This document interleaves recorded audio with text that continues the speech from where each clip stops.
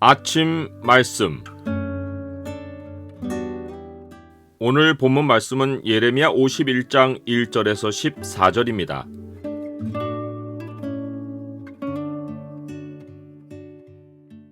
돈에 취하지 말고 재물의 영에서 도망하라.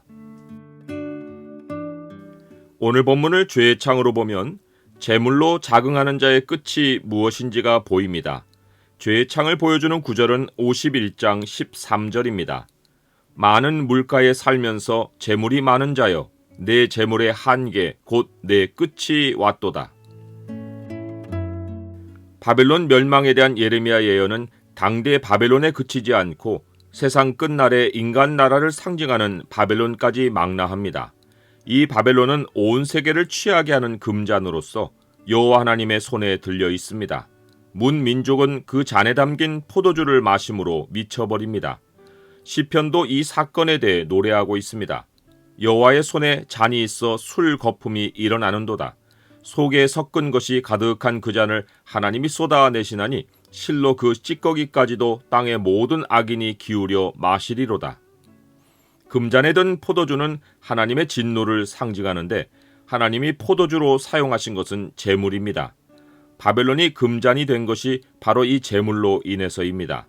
세상이 포도주를 마시고 미치는 것은 돈에 미치는 것이고 하나님의 진노는 돈에 미친 자들에게 쏟아지는 것입니다. 바벨론은 많은 물가에 살면서 재물이 많은 자라고 했습니다. 많은 물가는 무역이 풍부하고 수많은 배가 들어와 상인들의 교역이 일어나는 장소입니다. 바벨론은 세계 모든 나라의 시장입니다. 요한계시록도 금잔의 포도주가 부와 재물임을 확인해 줍니다.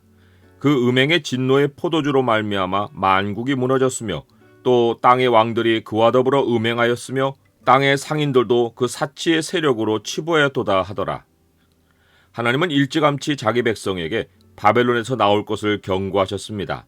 오늘 본문의 예레미야 말씀만 아니라 요한계시록에도 똑같은 경고가 나옵니다.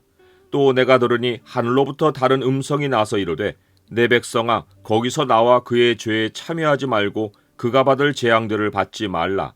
그의 죄는 하늘에 사무쳤으며 하나님은 그의 불의한 일을 기억하신지라. 바벨론의 죄가 하늘에 사무친 것이 본문에도 언급되었습니다. 우리가 바벨론을 치료하려 하여도 낫지 아니한즉 버리고 각기 고향으로 돌아가자. 그 화가 하늘에 미쳤고 궁창에 달하였음이로다. 세상 끝날에 임할 마지막 심판은 재물에 대한 탐욕이 극에 달해 찾아옵니다. 바벨론이 어떤 특정 지역인 것은 의심의 여지가 없습니다. 온 세상 상인들의 교역이 일어나는 세상 중심지인 것은 너무도 확실합니다. 그곳을 거치지 않고는 불을 거머쥐는 것이 불가능한 어떤 장소입니다. 그런데 바벨론의 영, 곧 재물의 영은 장소에 매이지 않고 온 세상 사람들의 생각에 퍼져 영향을 미칩니다. 하나님이 자기 백성에게 도망쳐 나오라고 하는 것은 바벨론이라는 장소만 아니라 더 근본은 재물의 영입니다. 그 좋은 예가 다니엘입니다.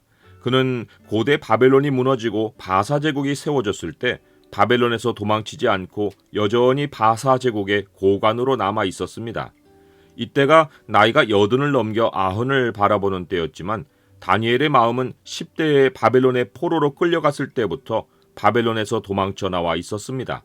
예전에도 그에게 숱한 우상 숭배의 시험이 있었고 바사 제국이 새로 들어선 때에도 주변 고관들의 모함으로 신앙에 큰 시련이 찾아왔지만 그는 단호히 거부하고 사자고를 택하였고 하나님은 그를 보호하여 살려내셨습니다.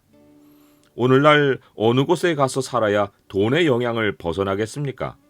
현대인의 생각에 영향을 미치는 것이 수도 없이 많지만 돈만큼 그 영혼까지 파고들어 인생을 좌우하는 것이 또 있습니까?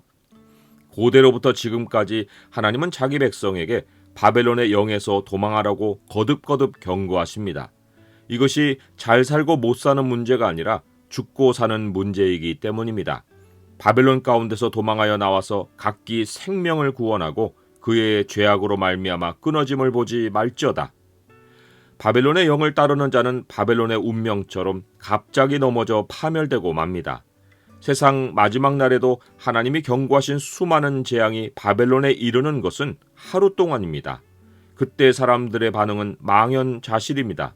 그와 함께 음행하고 사치하던 땅의 왕들이 그가 불타는 연기를 보고 위하여 울고 가슴을 치며 그의 고통을 무서워하여 멀리 서서 이르되 화이또다 화이또다 큰 성 견고한 성 바벨론이여 한 시간에 내 심판이 이르렀다 하리로다. 재물을 의지한 자는 어느 날 갑자기 바벨론과 같은 신세가 되고 맙니다. 나는 사람들이 영혼까지 끌어모아 집을 사거나 주식을 샀다는 말을 들으며 무서운 생각이 들지 않습니까? 바벨론의 영, 곧 돈의 영을 따른 자의 끝은 갑작스러운 인생 종말입니다. 자기의 재물을 의지하는 자는 패망하려니와 의인은 푸른 잎사귀 같아서 번성하리라.